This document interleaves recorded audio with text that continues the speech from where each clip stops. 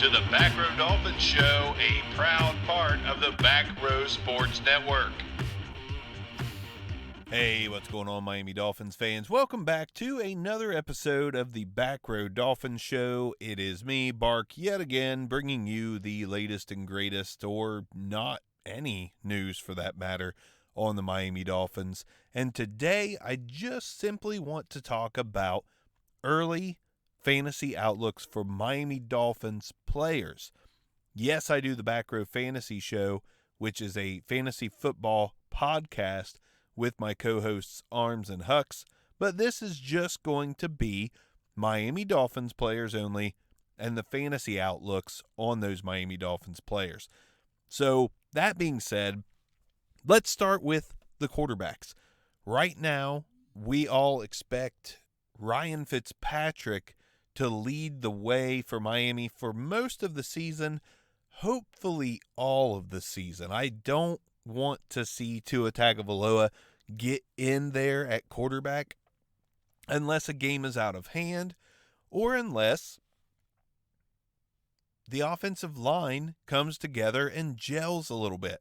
If we see that the offensive line is playing well, sure, stick to it in. Let's see what we got. That's if Ryan Fitzpatrick is performing like Ryan Fitzpatrick of the Tampa Bay era, of the Jets era, of the Bills era. That's really not fair, but if Ryan Fitzpatrick is tossing interceptions left and right, we may have to go another direction, but then again, we may not. We may just stick with him, seeing as how we are not completely rebuilt for Tua to take over. Not yet. So Ryan Fitzpatrick's fantasy outlook, to me, is pretty much along the lines of 3,500 yards to 4,000 yards.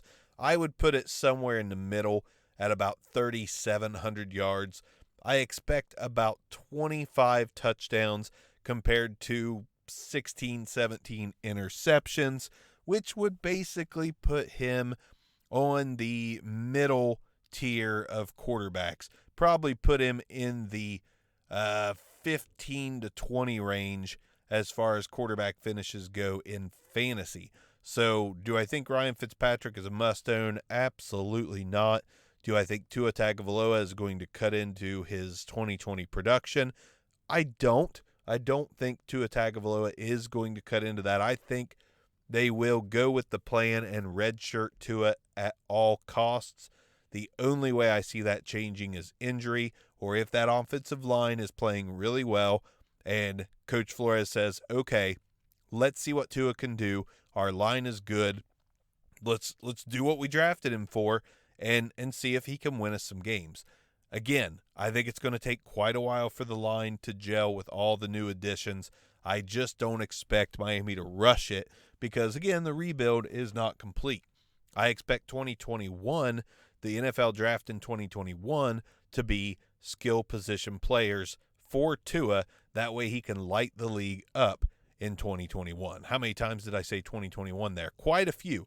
So Fitzpatrick, a fine backup, but if you don't have Tua on the taxi squad in dynasty leagues, I'm not really excited about owning Ryan Fitzpatrick whatsoever.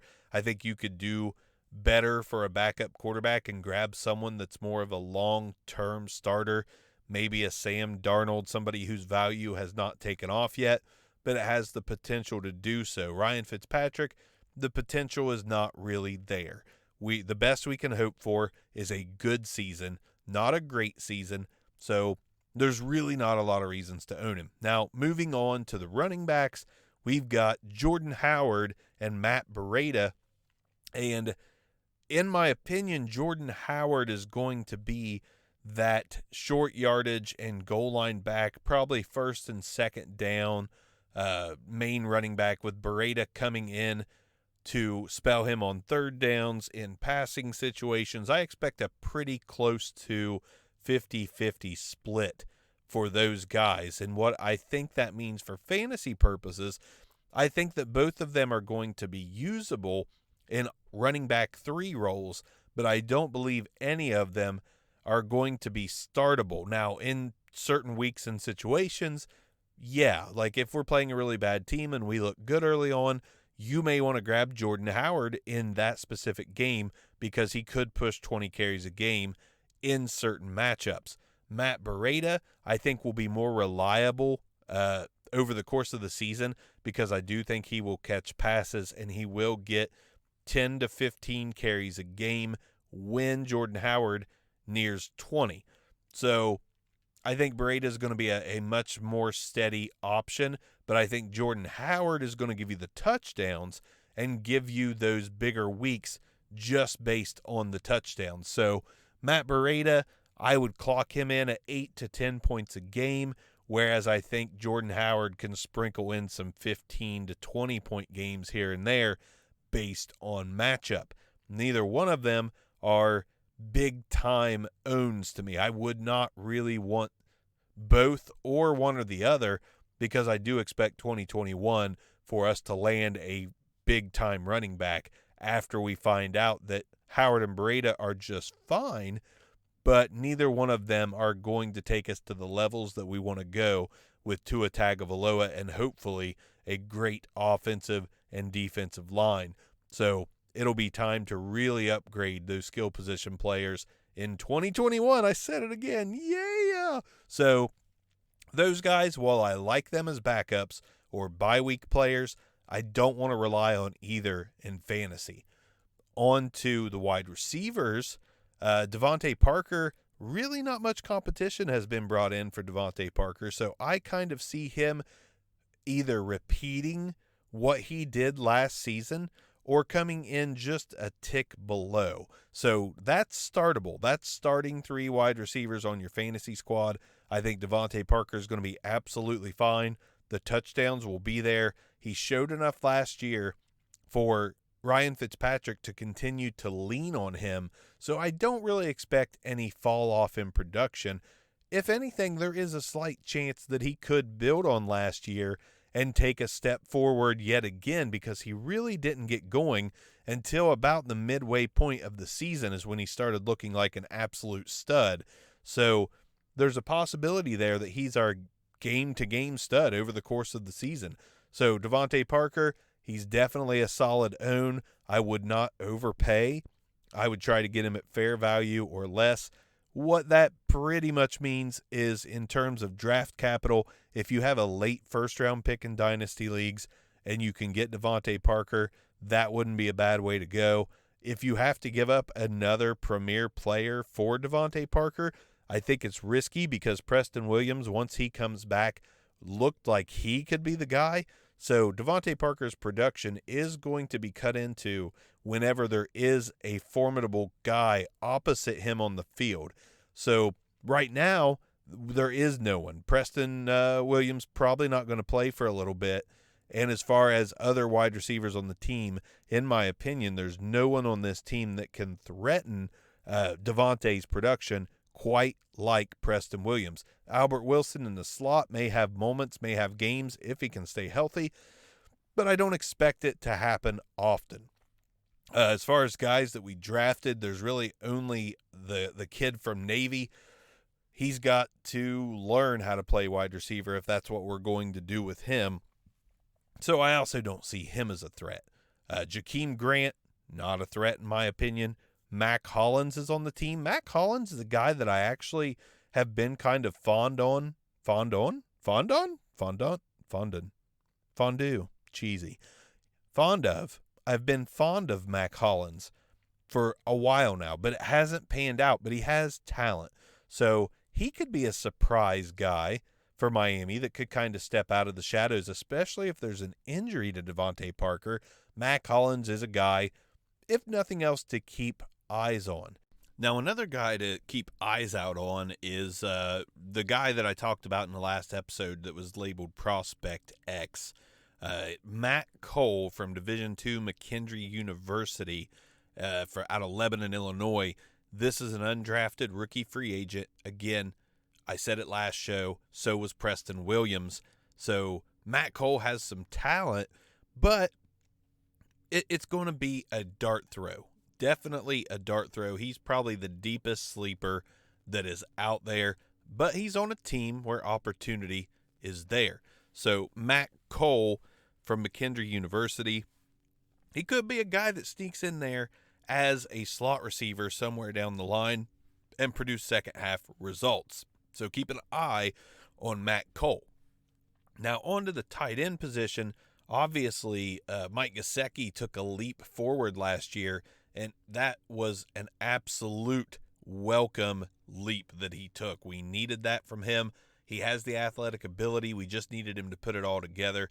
He seems to have done that. Now, considering we didn't make any upgrades really across the wide receiver position and tight end position as well, Mike Gesicki has plenty of opportunity to build upon last season's emergence. Now, that emergence happened mostly over the last 10 games of the season.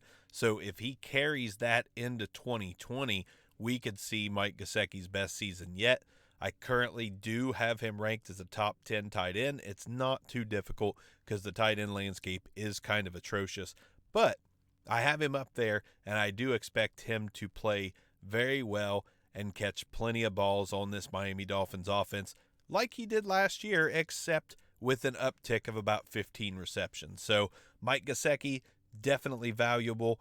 I got him in a lot of leagues. I'm not selling because the sell price is not quite where the value is for me. So I'm holding Mike Gesicki, hoping for the best. I'd hold him over a guy like Evan Ingram. I'd hold him over a guy like Darren Waller. Darren Waller, obviously the better player, but there's talent coming in now. Darren Waller probably not going to reach those same levels that he reached last year with the Raiders. So Gesicki, I'm very high on. So there you go. We'll do some IDP players next on this show. Let's go ahead and knock it out. IDP players. So let's just start with who's relevant. So basically Jerome Baker and Raekwon McMillan are relevant. Jerome Baker more relevant than anyone as he has turned into a 3-down linebacker.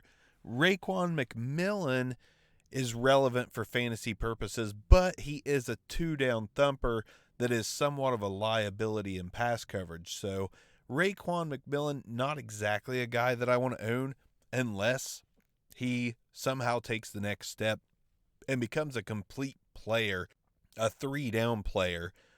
That's really the only way Raekwon pays major dividends. Jerome Baker, best bet on the team as far as fantasy stats go. The defensive line, this is all unknowns. I mean, we've got players that have names, but we have no idea who is going to emerge, if anyone, as a sack specialist. And I don't think that's going to happen right away unless one of the rookies break out. I don't see it happening. Now, as far as the safeties and the cornerbacks go, not really chasing any of them for fantasy purposes either. And the linebackers that we brought in, Kyle Van Noy. Van Noy has been okay, but in IDP leagues, individual defensive player leagues, for those that don't play IDP, Kyle Van Noy has been serviceable, but he's not really someone you have to own. And to me, if you don't have a few top-end linebackers, there's really not a point in paying a price or holding on to somebody that just kind of produces. To win in IDP leagues, you need really solid top 20, top 30 players at each defensive position. And outside of Baker and maybe Raekwon McMillan, there really is not anyone on Miami that fits the build there. So very quick and easy IDP rankings for you. But nonetheless, there's some IDP rankings for you. So all in all, not a lot to be excited about fantasy-wise. Devontae Parker, probably the most sure thing, and that's kind of crazy to say because we couldn't say that until after 2019 was over, basically. He had been a bust up until that point. So there is no Miami Dolphins player that I, with confidence, would target and go after 100%. So take that how you will. But I'm sure 2020, I'm sure there will be some guys that emerge. But this offense is not ready to be a fantasy prolific offense. And that's not what they care about anyways. They want to play football and win games.